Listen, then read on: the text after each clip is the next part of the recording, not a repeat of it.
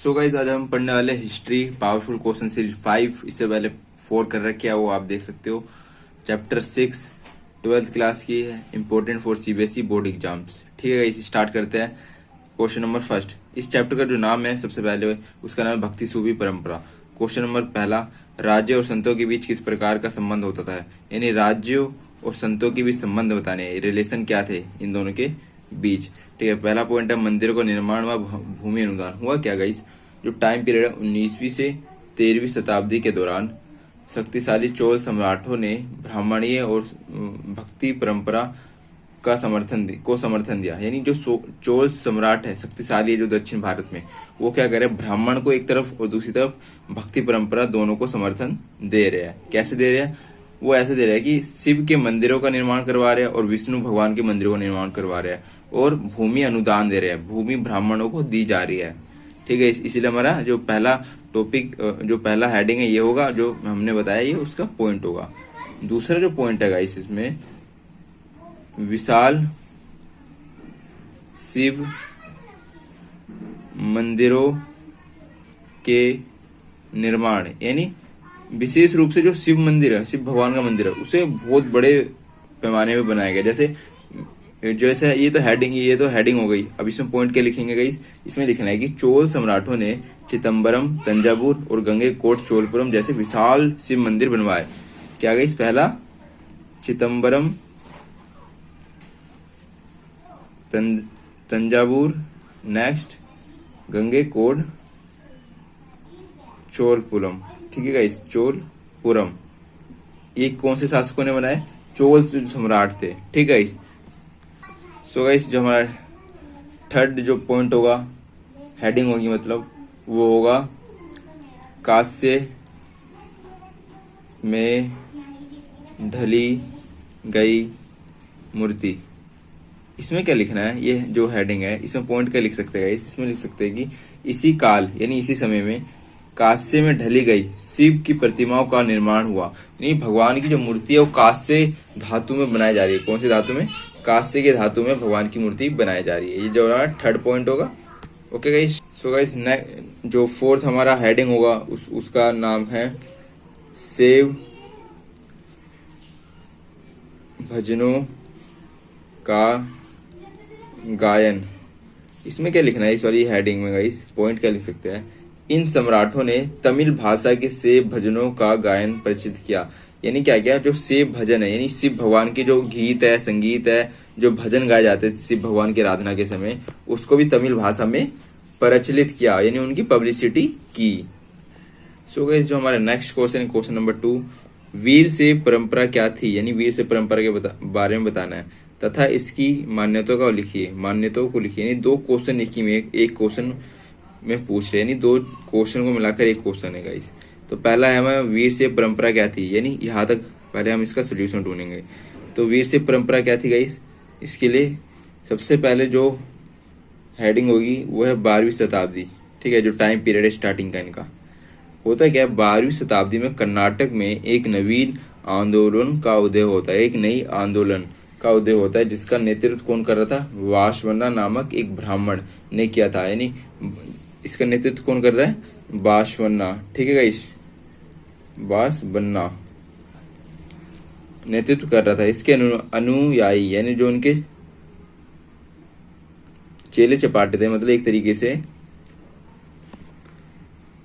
अनुयायी मतलब उनके स्टूडेंट थे जो गाइस, वो वीरशैव व लिंगायत कहलाए। क्या कहलाए, वीरशैव व लिंगायत कहलाए। ठीक है गाइस। तो होता क्या है, वीरशैव के बारे में बात करेंगे, फिर लिंगायत के बारे में बात करेंगे। वीरशैव का मतलब क्या होता है, शिव के वीर, शिव के वीर, और लिंगायत का मतलब जो लिंग को धारण करते हैं। इनकी थोड़ी फिलोसफी गाइस सुनिए। इनमें होता है कि इस परंपरा में शिव की आराधना लिंग के रूप में की जाती है, और इस समुदाय के पुरुष वाम स्कंद पर चांदी के एक पिटारे में लघु लिंग को धारण करते हैं। यानी वाम स्कंद यानी अपने हाथों के जो वाम स्कंद है उस पर चांदी के एक पिटारे में, यानी चांदी का जो एक पिटारा होता है, उसमें क्या करते हैं, छोटे से लघु लिंग को धारण करते हैं, जो किसका प्रतीक है, शिव भगवान का। ठीक है गाइस। सो गाइस, इसी क्वेश्चन, जो दो क्वेश्चन को मिलाकर एक क्वेश्चन किया था, उसका हमने पहला पार्ट किया, अब दूसरा करेंगे। तथा इसकी मान्यता का मान्यताओं को लिखिए, यानी मान्यता कौन कौन सी है उसके बारे में लिखना है। तो गाइस, मान्यताओं को लाते हम। तो इसमें सबसे पहला जो हेडिंग बनेगा वो है मृत्यु प्रांत शिव में लीन होना। पहले इनकी मान्यता थी, यानी हमारा जो पहला हेडिंग होगा कि इनकी मान्यताओं को लिखिए। तो पहला क्या है, मृत्युपरांत शिव में लीन। इनकी ऐसी मान्यता है, लिंगयात का विश्वास है कि मृत्युपरांत भक्त शिव में लीन हो जाएंगे तथा इस संसार में पुनः नहीं लौटेंगे। ठीक है, मरने के बाद वो दोबारा नहीं लौटेंगे। किस में लीन हो जाएंगे, शिव भगवान में। ऐसी इनकी मान्यता थी। सो गाइस, जो नेक्स्ट हमारा हेडिंग बनेगा मान्यता में, तो वो है विधि पूर्वक दफनाना। ठीक है, इसमें हेडिंग में पॉइंट क्या लिखेंगे इस वो सुनिए। लिंगयात धर्म शास्त्र में बताए गए श्राद्ध का वे पालन नहीं करते।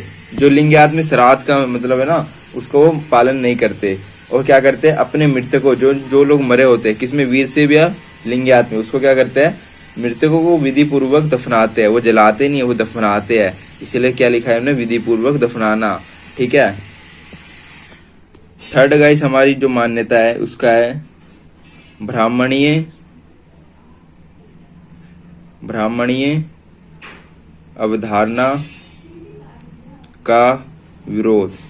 यानी जो लिंगयात और वीर से परंपरा है, जो इसमें लोग हैं जितने भी, उन्होंने क्या किया, उन्होंने ब्राह्मणी अवधारणा का विरोध किया। कैसे किया, लिंगयात ने जाति की अवधारणा और कुछ समुदाय के दूषित होने की ब्राह्मणी अवधारणा का विरोध किया।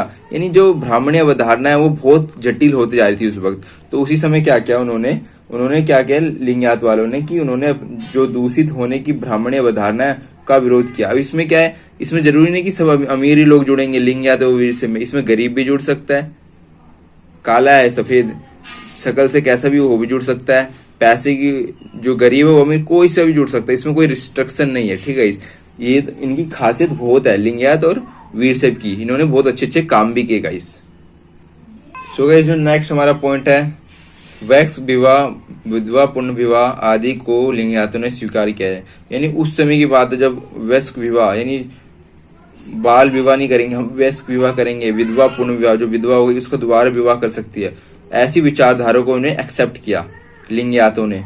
ठीक है, कैसे हुआ, धर्मशास्त्र में जिन आचारों को अस्वीकार किया। यानी धर्मशास्त्र मतलब जो ब्राह्मणों की सोच है वहां पर, ठीक है, कि हम वैश्क विवाह नहीं करेंगे, हम बाल विवाह करेंगे, विधवा का पूर्ण विवाह नहीं होगा। किनकी विचार है ये, ब्राह्मणों के। मगर जब लिंगयात आते हैं वो इस चीज को मानते ही नहीं है, उस अस्वीकार करते हैं। फिर वो क्या मानने लगते हैं कि वैश्क विवाह होगा और विधवा पूर्ण विवाह होगा।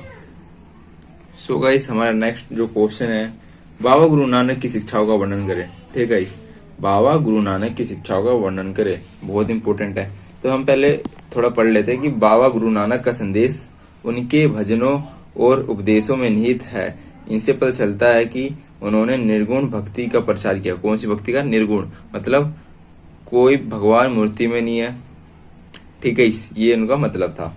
तो बाबा गुरु नानक की शिक्षा है। तो बात करते शिक्षाओं की, तो यहाँ पे हम हेडिंग्स डाल देते, फिर उसके पॉइंट्स की बात करेंगे। ठीक है, पहला है आडंबरों को स्वीकार किया।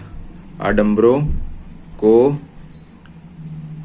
अस्वीकार किया, यानी आडंबरों को अस्वीकार किया, ये हेडिंग है। अब इसमें लिखेंगे क्या, देखो गाइस, बाबा गुरु नानक ने धर्म के सभी बाहरी आडंबरों को अस्वीकार किया। आडंबर यानी जितनी भी सोच होती है ना, जितनी भी सोच होती है, आडंबर यानी झूठी सोच होती है, उनको अस्वीकार किया, यानी उसे रिजेक्ट किया।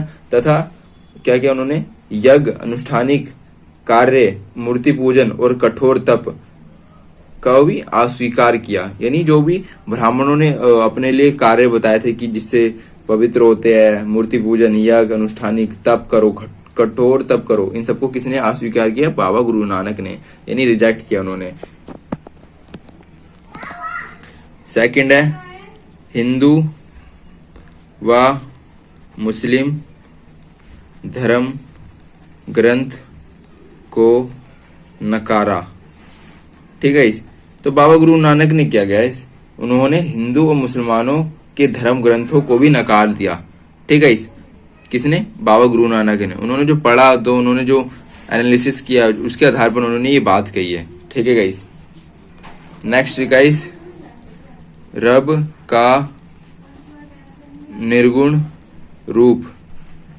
तो बाबा गुरु नानक ने क्या किया? रब का निर्गुण रूप। बाबा गुरु नानक के लिए परम पुण्य रब का कोई लिंग या आकार नहीं होता, यानी भगवान का कोई आकार नहीं कि भगवान इतने बड़े हैं, और उनका कोई ना कोई मूर्ति में है ना किसी चीज में है, इसीलिए क्या लिखा है हमने? निर्गुण। ठीक है इस रब का निर्गुण रूप उन्होंने माना। क्या माना? निर्गुण रूप माना। इसके अलावा क्या नहीं माना? उन्होंने बोला कि रब का कोई आकार नहीं होता, कोई मूर्ति में रब नहीं होते। ठीक है, इन्होंने ये बताया। सो गाइस नेक्स्ट जो हमारा हेडिंग बनेगी, रब का नाम का निरंतर जाप करना। ठीक है, इसमें क्या पढ़ना है? इस वाली हेडिंग में इसमें पढ़ना है कि उन्होंने इस रब की उपासना के लिए एक सरल उपाय बताया और वह था उनका निरंतर स्मरण और नाम का जाप करना, यानी आप भगवान का नाम लेते रहिए। ठीक है गाइस, इन्होंने ये बताया, सिंपल सी बात। आई होप गाइस आपको समझ आया हो।